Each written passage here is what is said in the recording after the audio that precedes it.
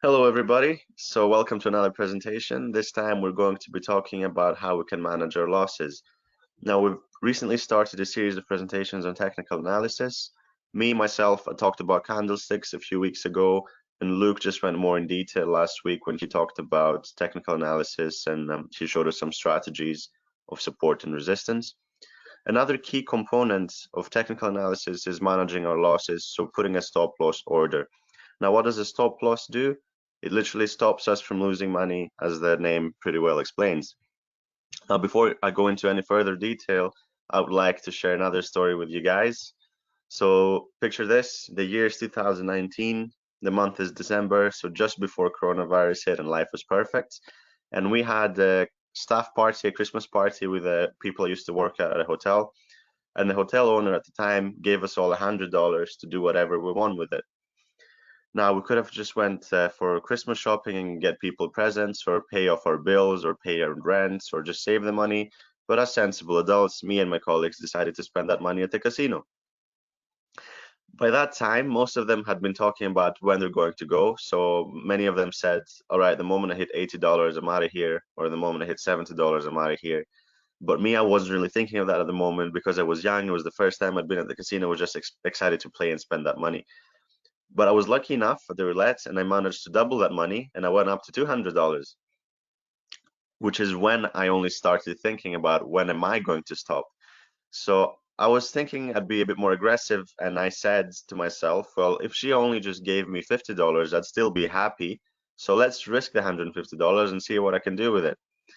Unfortunately, I lost that money and I ended up having only $50. By that time, I was pretty jealous because most of my colleagues had stopped at 80 or 70. Some of them even made money. So I was the person that had the least amount of money. And I said to myself, okay, I've done this before. I'll do it again. I'll double my money again. I'll go back to 100 and then I'll just go.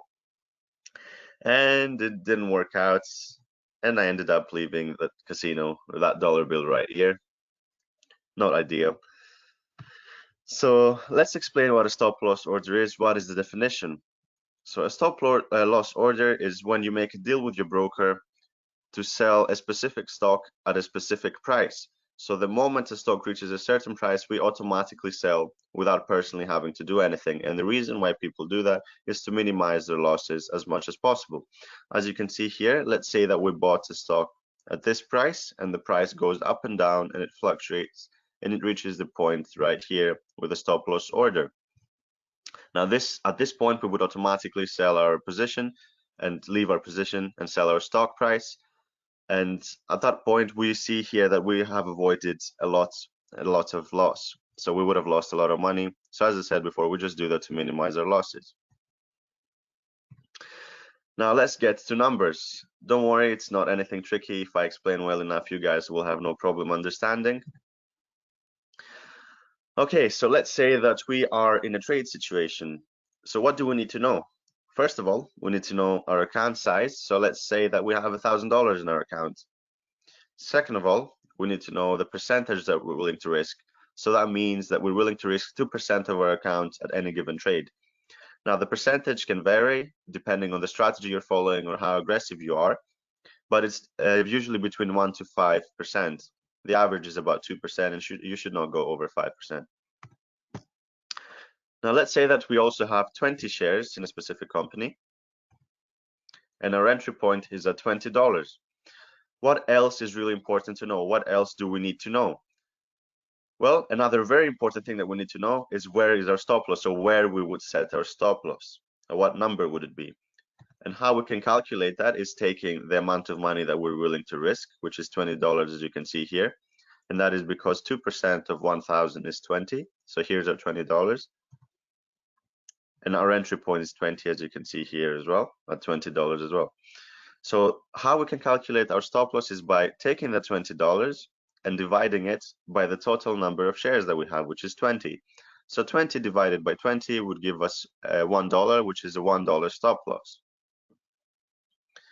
So that means that the moment our stock went from 20 down to 19, so $1 down, that would be us losing the $20 that we were willing to risk.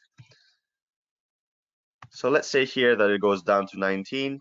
That's us losing that $20, and we look like this crying baby right here. But at least we look like this crying baby with some money left in our accounts without losing everything, which is the point of setting a stop loss. On the other hand, if it goes up to 22, let's say, for example, we've made more money than the money we're willing to risk, and we're looking like this guy right here who's happy and he looks like he just won the lottery. So what is another way that we can go around setting our stop loss? I'm pretty sure you guys are familiar with this graph right here, as Luke just last week talked about support and resistance levels. So as you can see here, there's a clear resistance level when you can see 1, 2 taps right here, and it means that the moment the stock reached this price, there was a lot of selling pressure and the price kept going down. And there's 4 taps here, here, here, and here, which means the moment the stock reached this price, there was a lot of buying pressure, which means the stock went back up. Now we would buy just above the support line right here, because we would be expecting it to go back up to the resistance level, and we could make a potential profit right there.